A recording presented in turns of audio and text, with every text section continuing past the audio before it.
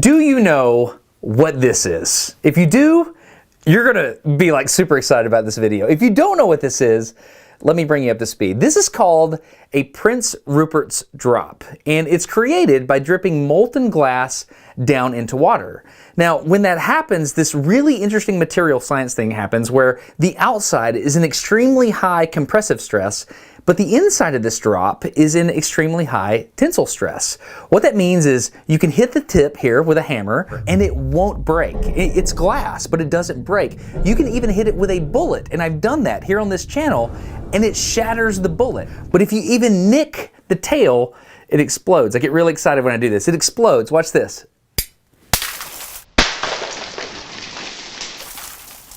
I now have a mess I have to clean up. So a Prince Rupert, oh wow, it's everywhere. That little moment where it explodes, I wanted to capture that. And so what I did is I cast a Prince Rupert's drop in epoxy resin, and then I shattered it. And I tried to capture the exact millisecond of the explosion. Now, a lot of people watch this video and they're like, oh, well, you did it wrong. You didn't use the right epoxy. You didn't vacuum off the gases correctly. And these are fair questions. I mean, look, it's yellowing. It's not as great as I wanted it to be. But there was one person that saw this and asked a very different question. And that was Cal Breed, the man who made the original Prince Rupert's drop that I showed here on Smarter Every Day. Cal's question was, should you be using epoxy at all? Couldn't you do it with glass? To which I replied, what? Think about it. A Prince Rupert's drop is glass. Putting glass inside molten glass has to change things, right? It's a very difficult problem. So today on Smarter Every Day, we're gonna go get into the mind of an artist who understands the material properties of glass far more than any engineer I know. And we're gonna see if we can put a Prince Rupert's drop in molten glass and shatter it. Let's go get smarter every day. This is Cal. He's the owner here at Orbix Hot Glass. What we're gonna do today is we're gonna have fun. And I have fun by making weird stuff, and I've got a great team of awesome people that like making weird stuff with me. We've made clear Prince Rupert drops. I want the ice blue one, so we're gonna pick up some ice blue glass. We buy colored glasses, and then we can break off a chunk of it, put it in here, heat it up to 1,000 degrees. We park it in the garage. So this is our garage. It's hot enough to keep the glass from cracking, but it's not hot enough that it's gonna slump. We're gonna pick that up on the end of a rod here in a minute, heat it up, preheat it a little bit more up in that top corner. What do you mean, up in there? Yeah, up in the top left corner there. That's the hottest place? It's gotta be the hotter area, yeah. And then we'll bring it out and put it into here, which is closer to 2,000 degrees. This is what we use when we're making anything throughout the process of just reheating. You can't just make it in one gather and it's done. We're gonna heat up that blue, make it into little pieces so that we have multiple tries, because the colored glass for some reason doesn't want to be made into Prince Rupert drops. The clear ones we can do in a small bucket. They can hit the bottom and they're fine, but with the colored ones, if they hit the bottom, they typically break. Jill, for some reason, has a knack. We figured out that she has a higher percentage rate of getting them. Do you have a magic touch for the colored drops? I guess so, yes. What's the secret? I'm not She's sure. just lucky. You just know what's up? I'm just able to do it somehow. Yeah, I have a higher percentage rate of success.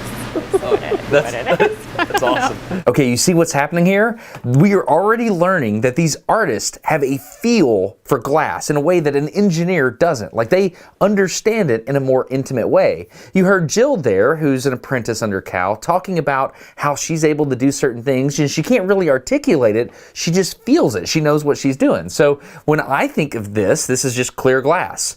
When I see this is colored glass. They didn't make this, by the way. They make way prettier stuff. So I just see clear glass, colored glass, but these artists see like temperatures and gooiness at certain temperatures, and they have an intimate level understanding of how this stuff works, which is fascinating. So today we're going to be working with Jill, who you met there. We've got Eric, Lily, and Bodie. These are people who are all working under Cal, which means they're learning just like Cal did. Cal has apprenticed all over the country under some of the huge names in the glass-blowing world. It's cool to see how this knowledge is passed down through exploration, and Cal explains here what he and his wife Christy were thinking when they started the studio. When we built the shop, we wanted to make sure it was like a mad scientist kind of place. So you come up with ideas and let's try to make it. Similar to what we're doing today. It's a process of learning how to explore, how to learn, and then you have your ideas and you come in here and try it. All right, we now know that glass behaves differently depending on what color it is, so I asked Cal to explain some of these colors. Yeah, so this is like an ice blue. You can see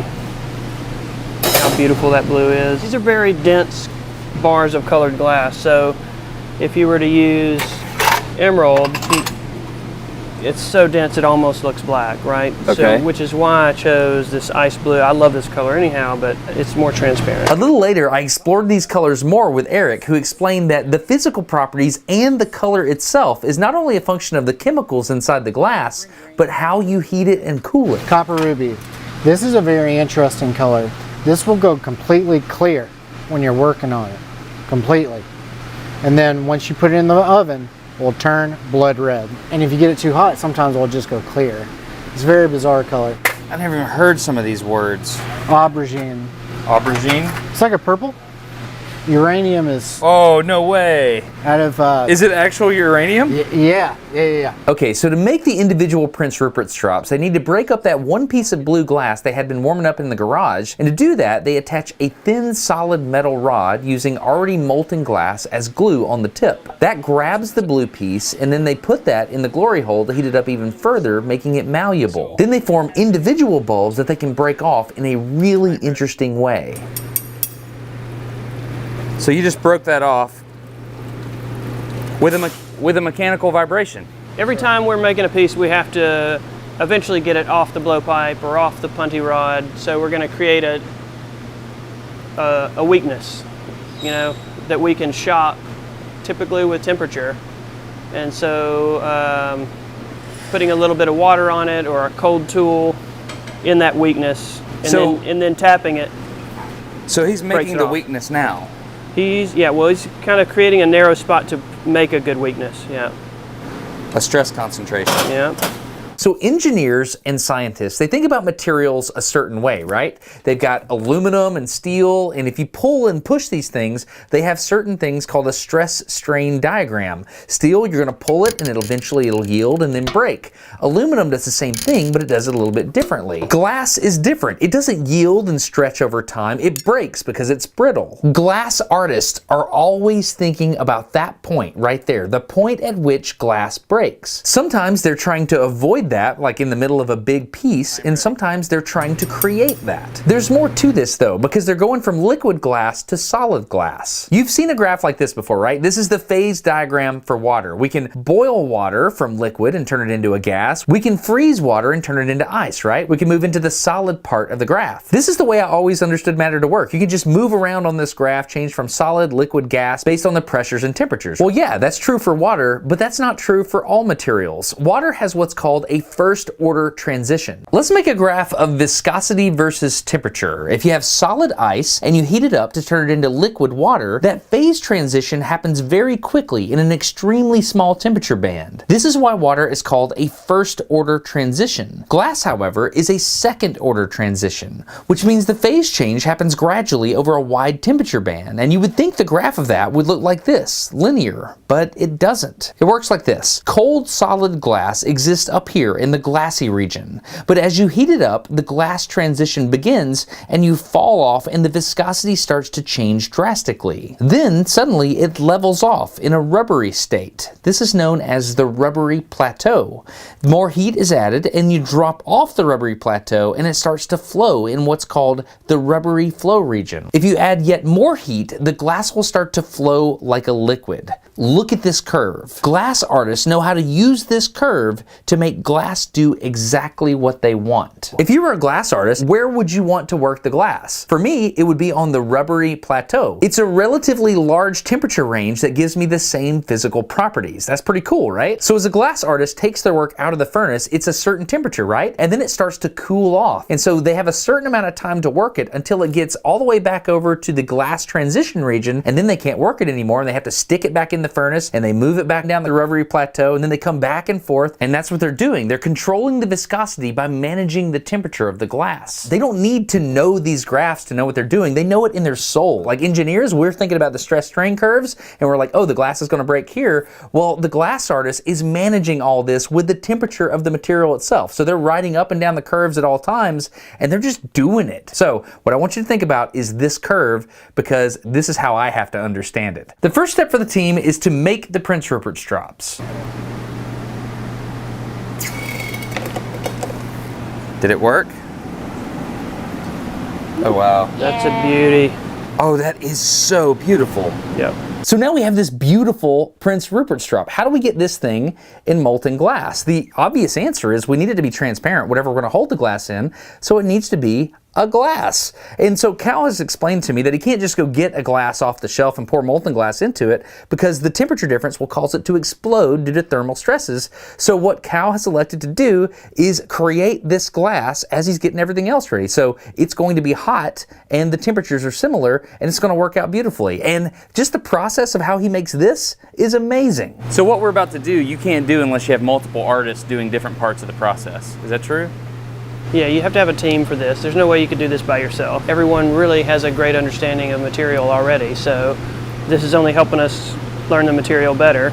Awesome. I think we should just try it. Okay, sounds good. So the first step of making a drinking glass is to gather glass in the liquid flow region onto a blowpipe. Cal then takes it out of the furnace, gets the blowpipe cool where he can hold it, and then he does this.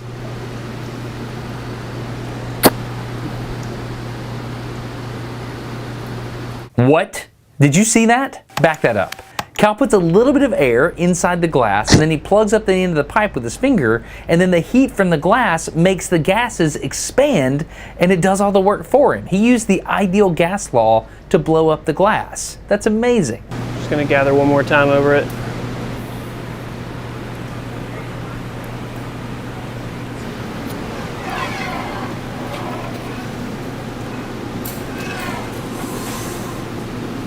Blow, please. Good, stop. So at this point they have a sphere of glass and now they're going to straighten the edges and make it a cylinder, and they're going to flatten the end. Watch how they do this. And you're thinking about temperature and thickness and things like that right now? All of it, yeah. Stop. Okay, Eric, feel heat from here down and we'll drop it out a little bit. So he's only gonna heat it shallow. That way we can stretch it from the shoulder. We've made it kind of a wide shoulder. We're gonna stretch it down now. So once again, the heat differential plays part of how you shape it. Okay, so see how we had this colder shoulder I was able to brace the tips of these off of and add or blow it up, and it blew the glass here. You made it a cylinder. Yeah, so now he's gonna heat it even shallower. So he's making it upside down, right? And so this part's cold and this part's hot. So this part is already solid. So he can take his tongs and he can put them on down there and he can push down and form the part that's hotter. So they're in different parts of the flow regime on that curve, which is amazing. Also, he's rotating the thing because this part that's over here that's more droopy wants to droop down. This is incredible. So he's gonna heat only the base now, so we can flatten and tighten that up. Okay. After that more shallow heating, the end of it is more pliable so they can flatten it out. They do a combination of paddling and using the gases inside to make it fill out. After that, they then put another rod on the other side and they break off the cup, turn it around, and then they make it a cylinder from the inside out. All the while we're doing this, Lily's over there putting some molten glass on a piece of kiln shelf, so when we set the glass down, the kiln shelf won't be too cold and thermally shock the glass and break it. Can I briefly look at it? Yes. Oh yeah. Yeah. That's awesome. Okay. Now that the cup is finished, Cal started letting everybody know where they need to be when, because he has to manage the temperatures and the timing. He has a big ladle that he's going to get molten glass in, and it's very dangerous. I got out of the way and went and got the high-speed camera ready, and I just sat back to watch. Okay, I think we're ready. Are y'all ready? Yeah. Ready?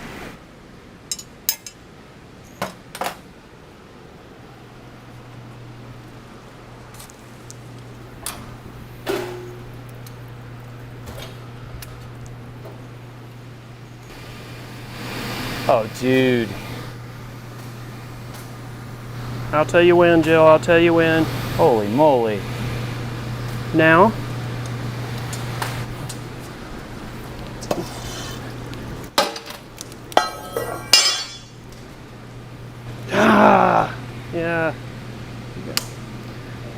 Y'all, we got to be a little faster on that, big time. I want to be able to lay that down and be able to pick this up and you be and shove it in there and boom. I was still making my way back over. I mean, the glass is still like super gooey. Like you could still put it in there, you know?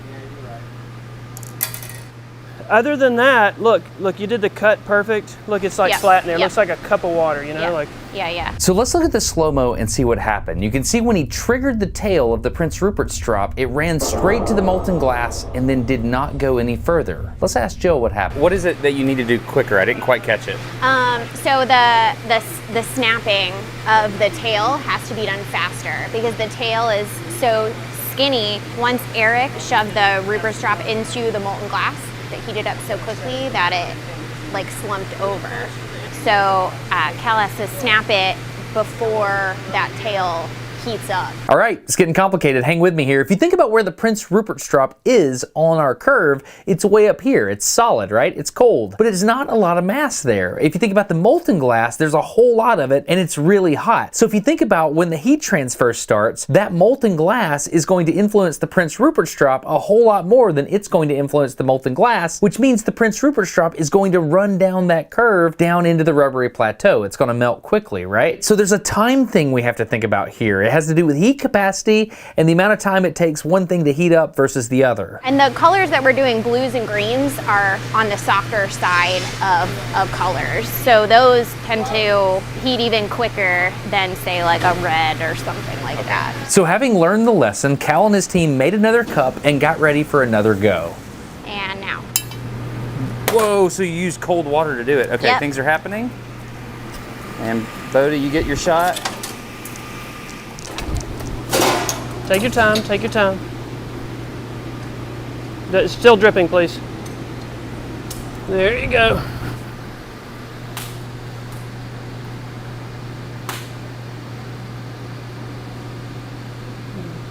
Jill.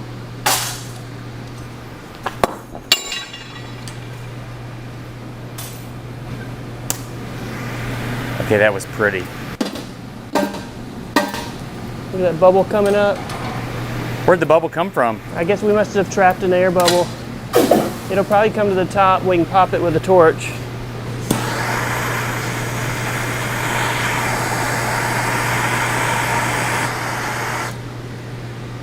That should semi-disappear. Cool. Are you happy with that? Yeah.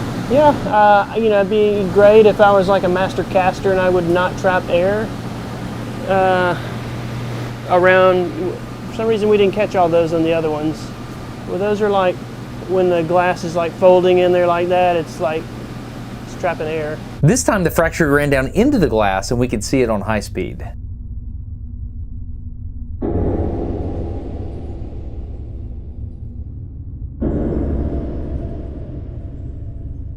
We tried it again with a deep blue one, and just like Jill was talking about blue being softer, it didn't work. It didn't rupture and go down into the molten glass, so we had a failure on our hands. And at that point, Cal did something interesting. He had always talked about wanting a square one, so he put it on a punty and put it back in the glory hole. There we go. Focus more on the back because it's colder there. Oh, you're making your square. Yeah. You're making your square. I never thought about doing it this way. This will be a little bit less grinding, okay? Yeah, it really got weird, didn't it? That looks awesome. Yeah. Typically, if I screw up, I want to screw up as many ways as I can in one go. We'll see. I think it could be done substantially better, but this is a start. So you learn on the mess ups too, don't you? Yeah, that's what I was saying. Like, if we're going to mess up, let's mess up as much as possible so we can figure out as much as possible. So is that why you started squishing it? Yeah, it's like, this is the one to squish. Let's go.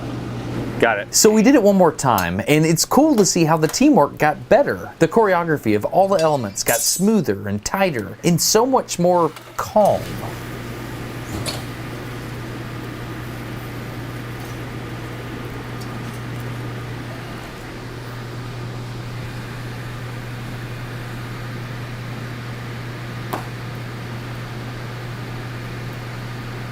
Okay.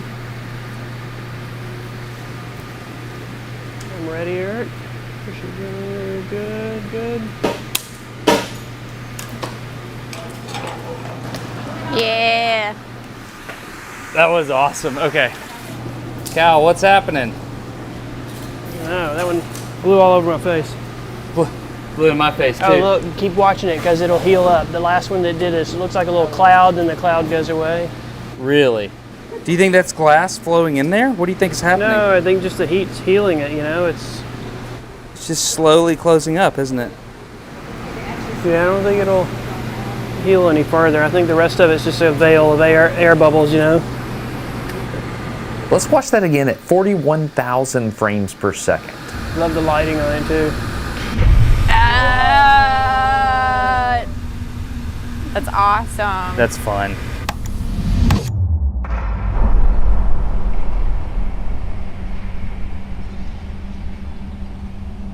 So you remember that Cal wanted to make a square one? Well, Cal told me that sometimes glass artists will use graphite to make molds. So I bought some modular pieces of graphite and started trying to put it together. I then took it to Cal, who adapted it to his needs and figured out a really clever way of using it so he didn't have to make a glass cup every time.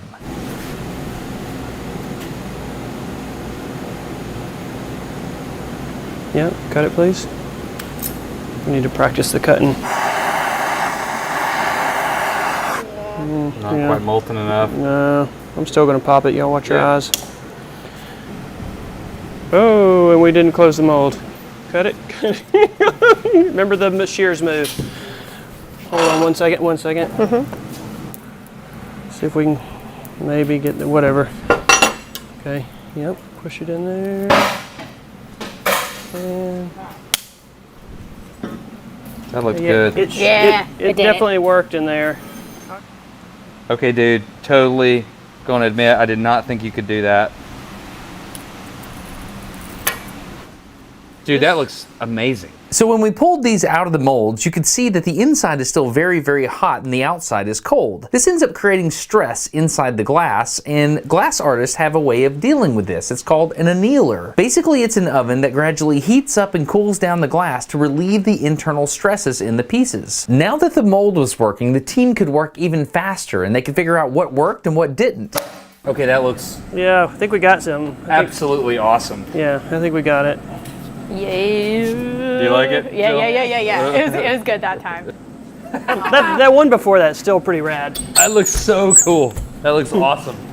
Sweet. I love it. Yeah, it's good. I love it. I think you got it. Yeah. Boom. Nice. Yeah, I think you got it. good teamwork, right? There ended up being a ton of failures, but a select few were chosen by Cal after they came out of the annealer to be worked in the cold shop. The cold shop is where Cal uses an assortment of tools to cut, grind, and polish his art pieces to their final form. The cold shop is all about patience. He uses a variety of grit and diamond tools like this lapidary wheel to make flat surfaces. He uses an interesting wobbling tool called a reciprolap to passively polish surfaces using silicon carbide grit. He also uses this diamond wheel to fine-tune surfaces and shape them exactly to how he wants. Glass is an amazing material. There are trade-offs for how you make a piece. When something is blown, the surface finish is perfect immediately, but when it's cast, sometimes you see what Cal calls the elephant skin on the outside, which Cal often spends hours and hours smoothing. A quick flick of the wrist or nip with a tool in the hot shop can easily translate to dozens of hours of work in the cold shop, where Cal carefully refines every surface of the art piece until it catches the light just right, revealing the final piece as he imagined it. 11 years ago, I wrote an email to a guy named Cal Breed.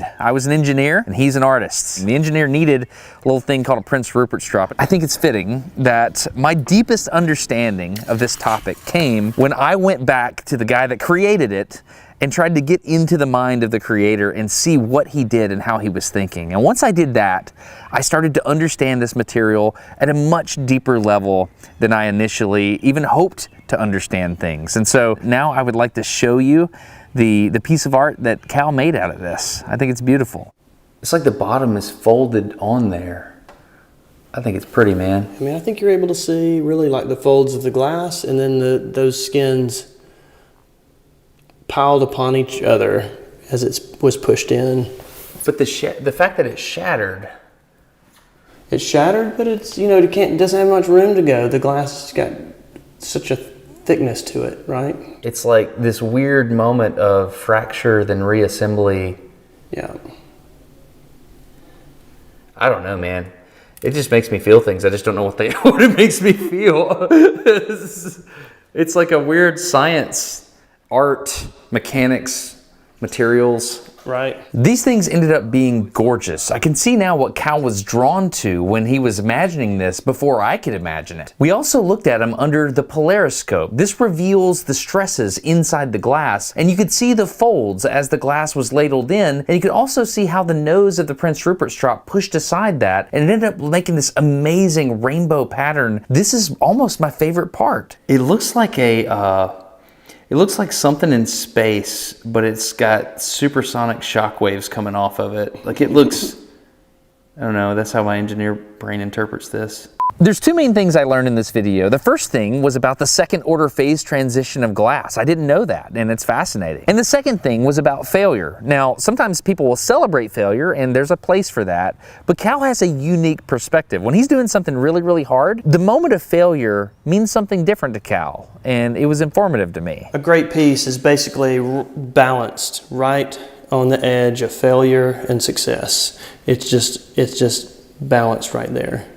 But you don't really know where that line is. So you're very excited about the idea, it's spectacular to you, and you go into it, even though you don't seem like it, you're going into it with a little bit of fear and trepidation to get too close to that line because you don't want to fail and lose it. But once you do fail, all that's gone. Now it's game on. It's all about just learning, right? So if it's a piece that you know is going to take 4.5 hours, and at 3 hours it's kind of screwed up, and you just say, okay, let's stop and start over. Well, you really don't know what happens in hour 3 to 5. You have no idea. So when you get to 3 again, now you have no idea what's coming. So my idea is usually if I screw it up all the ways that I can, find out exactly what's hiding, what my intuition doesn't, what vocabulary of the intuition has not been developed, what part of that language. So now I've screwed it up all the way until the finish. We know where things might happen. So now when I go back into it, I've got the intuition more developed. I mean, failure ends up being a good space for discovery, right? But it's like, if I'm going to fail, let's keep failing. Let's keep screwing up. Let's see what's there. Let's go find out, you know, like. But if you just stop and put it away and start over, you're kind of missing out on a lot. The fact that Cal and the team were able to figure out how to make a blue Prince Rupert strop and how to cast it without melting it, I think that's amazing. So if you actually want this thing, I've asked Cal if he'd be willing to sell it. He said, absolutely not. I can understand why, because he loves it, and I love it too. It's special to me. But I just asked him to put it up on his website, priced not to sell. This is one of the most fascinating objects I've ever seen in my entire life. It's this blend of fine art and science and research and learning, and I just love to stare at it. I've had it for a few days, and if you'd like to buy it, you can do so at calbreed.com. You see he signed it there. I just think it's amazing. So if you're interested in this, go check out calbreed.com. So it'd be interesting to see what price he chooses. He also has other ones that he's gonna put up there as well. Some clear ones. And they have this ghost, I don't know how to describe it, like a veil. It's beautiful. So if you'd like to check that out, calbreed.com. And he also has figured out a way to cut some polarizing filters and to send those as well, which I think is really cool, and that makes it look neat. I'm gonna close with this 11-year-old email I wrote to Cal. I said, I would love the opportunity just to work on your crew for an afternoon or something. I would like to tell people about your website and where you're at so they could contact you to commission your work. I don't make anything from telling you to go to calbreed.com or orbixhighglass.com. This is just me trying to make good on an 11-year-old offer I made to a buddy, and I think it's awesome. And thank you to the patrons for allowing me to make videos like this. If you want to support Smarter Every Day, you can do that at patreon.com/smartereveryday. That's it. I hope you enjoyed this. Go check out Cal's website, calbreed.com. It's absolutely phenomenal. This thing is beautiful. If you want to see, maybe there's a few more he can make and put on his website. That's it. I'm Destin. You're getting smarter every day. Have a good one.